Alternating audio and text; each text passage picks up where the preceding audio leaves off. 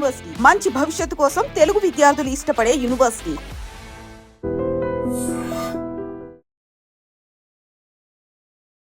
Middle class వాళ్ళు ఎలాంటి insurance తీసుకుంటే బెస్ట్ అంటారు? అంటే ఇప్పుడు చాలా ఇన్సూరెన్సెస్ వచ్చేసాయి, లైఫ్ ఇన్సూరెన్స్ అని, హెల్త్ ఇన్సూరెన్స్ అని చెప్పి. ఇలా ఏవి బెనిఫిట్ అయితే ఫ్యామిలీకి కానీ ఒక పర్సన్కి కానీ ఏదైతే బెస్ట్ అంటారు? జనరల్గా ఇక్కడ middle class and upper middle class అని ఏమి ఉండదు. జనరల్గా అందరికి ఇన్సూరెన్స్ అనేది అవసరము. బట్ ఎస్పెషల్లీ మిడిల్ క్లాస్ గురించి ఎందుకు మాట్లాడతామనంటే, ఏ ఒక్క చిన్న ఇన్సిడెంట్ ఇంట్లో జరిగినా కూడా మళ్ళీ మిడిల్ క్లాస్ అనేది పూర్ ఫ్యామిలీ అయిపోతుంది. సో ఈరోజు మనం విట్నెస్ చేస్తున్నాం మార్కెట్లో. ఎలాంటి లైఫ్ డెత్ క్లెయిమ్ జరిగినప్పుడు కానీ, లేదా క్రోనిక్ ఇష్యూస్ వచ్చినప్పుడు హాస్పిటల్లో పెద్ద బిల్స్ అయినప్పుడు కానీ, రీసెంట్గా మీరు చూస్తూ ఉంటే చాలామంది ఫోన్పేలో కూడా రిక్వెస్ట్ చేస్తున్నారు.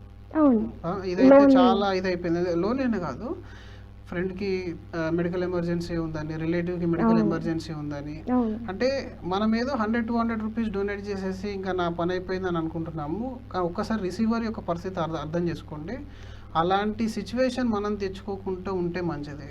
ఎందుకంటే ఆ రోజుల్లో మనం ఆల్రెడీ మెంటల్గా స్ట్రెస్ అయి ఉంటుంది ఫ్యామిలీ. ఇప్పుడు మనకు ఎర్నింగ్ మెంబరు లేదా ఫ్యామిలీ మెంబరు ఐసీలో ఉన్నారు, ఆల్రెడీ వాళ్ళకు ఎమోషనల్గా డ్యామేజ్ అనేది ఉంది. మళ్ళీ ఫైనాన్షియల్గా కూడా వాళ్ళని డ్యామేజ్ చేయాల్సిన పరిస్థితి ఇది, ఎందుకంటే మెడికల్ ఎమర్జెన్సీ అనేది.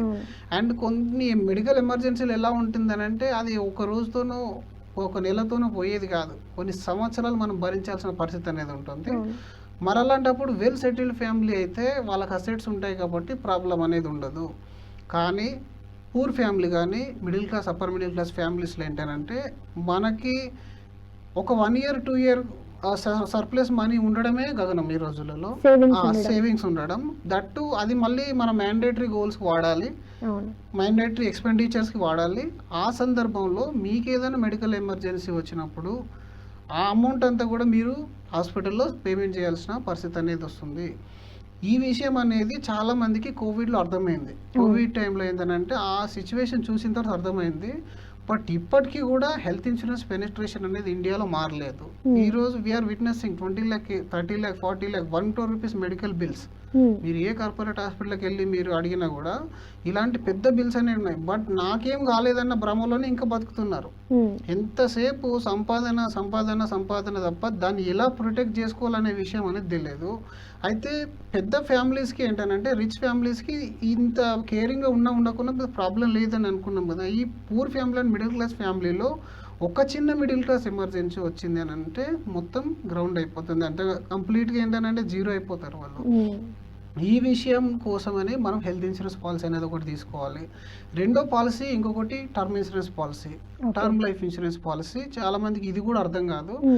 ఈరోజు నెల జీతం వస్తుంటేనే ఇంత ఇబ్బంది పడే నువ్వు, రేపు నీవు లేకుండా, నీ ఇన్కమ్ లేకుండా నీ వైఫ్ అండ్ పిల్లలు ఏ విధంగా ఇక్కడ మార్కెట్ మనకు ఇక్కడ బయట సొసైటీలో సస్టైన్ అవుతారని అనుకుంటున్నాం. ఈ విషయం మనం ఎందుకు అర్థం అవ్వట్లేదు మనకు. ఇప్పుడు ఇది పెద్ద ఖర్చు కూడా కాదు. మీరు మీ సంవత్సర ఆదాయంలో ఒక 5% కానీ లైఫ్ ఇన్సూరెన్స్ హెల్త్ ఇన్సూరెన్స్కి కేటాయిస్తే మీ 95% ఆఫ్ ఇన్కమ్ అనేది సెక్యూర్ అవుతుంది. అంతే కదా. అది ఆలోచన లేని రోజు మీరు ఈరోజు చనిపోయారు, ఇమ్మీడియట్గా చనిపోతే ఏంటి పరిస్థితి? హౌస్ వైఫ్స్, రెండవది చిన్న పిల్లలు ఉంటారు, అందరికీ డిపెండెంట్ పేరెంట్స్ ఉంటారు. సో మరి మీ సాలరీ ఉన్న రోజులు అన్ని సవ్యంగా జరుగుతాయి. ఒక్కసారి పర్సన్ని డిలీట్ చేసేయండి. ఇప్పుడు మీ హౌస్ వైఫ్ చాలా కష్టంగా ఉంటుంది. అంటే అది ఆ విషయం ఏంటంటే చాలా మందికి అర్థం కాదు. కానీ ఇప్పుడు మనకు ఆల్రెడీ బయట ప్రపంచంలో మన కాలనీలోనే చూడండి ఎంతమంది ఉంటారు. ఇలాంటి ఇన్సిడెంట్ మన ఇంట్లో జరిగేంత వరకు వెయిట్ చేయడం అనేది అది మళ్ళీ ఒక ప్రమాదాన్ని మనం స్వాగతించినట్టు అయిపోద్ది. ఏం జరగకపోతే ఏమైతే, మహా అయితే మీరు ఒక 30,000 ప్రీమియం కట్టారు లైఫ్ ఇన్సూరెన్స్కి, 20 ఏళ్ళు 10 ఏళ్ళు కడుతున్నాం మనం. మహా అయితే ఎంత కడుతున్నాం? 3 లక్షలు కడుతున్నాం. ఒకవేళ ఏం కాలేదు, మీకు ఎంత పోయింది? 3 లక్షలు పోయింది. మీ లైఫ్లో 3 లక్షలు పోయిందని ఆలోచిస్తావు, బతుకున్నామని సంతోషపడతావా? కదా. మనం బతుకున్నప్పుడు ఇంకా సంతోషపడాలి కదా, ఏం కాలేదు మనకి. అలాగే హెల్త్ ఇన్సూరెన్స్లో ఒక 30,000 కట్టారు, అది ఒక 25-30 సంవత్సరాలు కట్టారు అనుకోండి, ఎంత కడుతున్నారు? అప్రాక్సిమేట్లీ 10-15 లక్షలు కడతారు. కానీ సింగిల్ ఈవెంట్ మీ ఎంటైర్ ఫ్యామిలీలో ఏ ఒక్కరైనా అడ్మిట్ అయినా ఆ 10-15 లక్షలు మీకు రికవర్ అయిపోయింది కదా. అది 1 కోటి రూపాయలు కూడా వెళ్తున్నాయి కదా ఈరోజు. మరి ఇలాంటి ఈ చిన్న ఇన్సూరెన్స్ని మీరు ఎందుకు ఆలోచించట్లేదు ఇప్పుడు చాలామంది? ఎందుకంటే మీరు ఇన్సూరెన్స్ తీసుకుని అంటే ఇప్పుడు ఒక కొత్త కార్ తీసుకునే ముందు ఇన్సూరెన్స్ లేకుండా బయటకు Definitely రాదు. కావాలి. ఒక మంచి ప్రాపర్టీ కొనాలంటే రిజిస్ట్రేషన్ లేని మనం బయటకు రాము. అవును. సో వీటిలలో ఉన్న జాగ్రత్త లైఫ్ మీద అనేది లేకుండా పోయింది చాలా మందికి. అంటే కాస్త అవేర్నెస్ ఇప్పుడు పెరిగింది, స్టిల్ ఇంకా కూడా అంటే ఎడ్యుకేటెడ్ educated ఫ్యామిలీస్ లో people, వాళ్ళకు అసలు రావట్లేదు. అంటే వాళ్ళు ఇంకా కూడా దాని మీద పెద్ద ఫోకస్ అనేది చేయట్లేదు. దానికి ఒక కారణం కూడా ఉంది. ఇన్సూరెన్స్ అనేది ఒక ఫోర్స్ కాలింగ్ అయిపోయింది సెల్లింగ్ లో. అంటే అంతకుముందు ఏజెంట్లు ఏంటంటే డెఫినెట్లీ వాళ్ళు ఎంబడవాడి కాలింగ్ చేయడం వల్ల ఈ ఇన్సూరెన్స్ అనేది నా ప్రొడక్ట్ కాదనే విషయానికి వచ్చారు. బట్ ఇన్సూరెన్స్లో ఒక 2 ఇన్సూరెన్స్లు మాత్రం చాలా ఇంపార్టెంట్. అది life and health insurance, term plan and health insurance plan. మిగిలిన మనీ బ్యాక్ కానీ ట్రెడిషనల్ కానీ అన్నిటిని మీరు ఇగ్నోర్ చేయొచ్చు.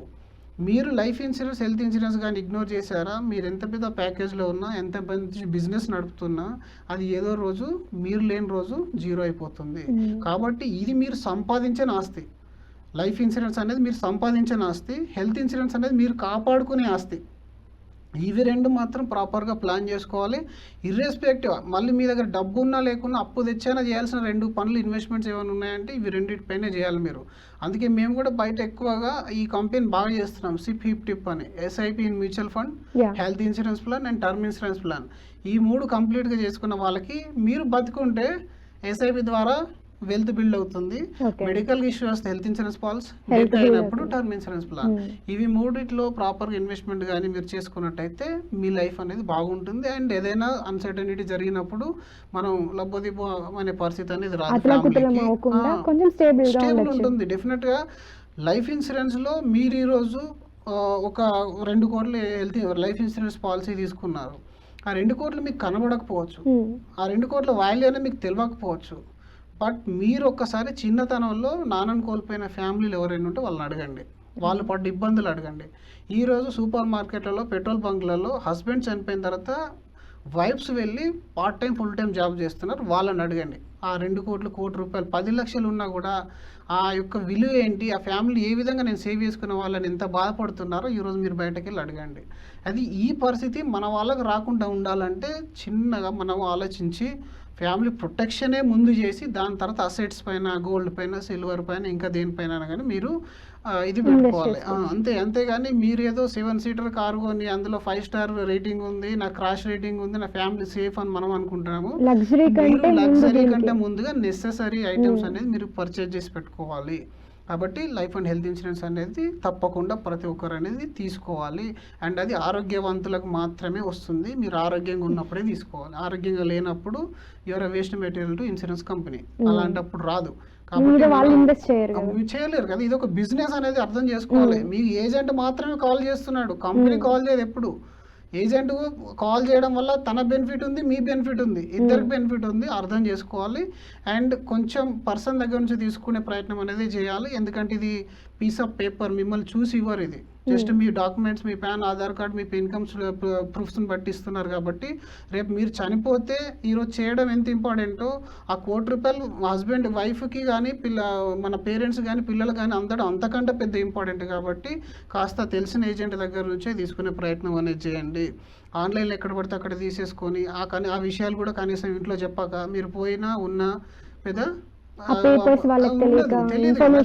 తెలియదు, క్లెయిమ్ ప్రాసెస్ అనేది తెలియదు. సో అలాంటివి చేయకుండా కాస్త ప్రాపర్గా తెలిసిన పర్సన్ దగ్గర నుంచి రియల్ టైం మార్కెట్లో ఎక్స్పీరియన్స్ వాళ్ళ దగ్గర నుంచి తీసుకోవడం వల్ల ఫ్యామిలీ సెక్యూర్డ్గా ఉంటుంది.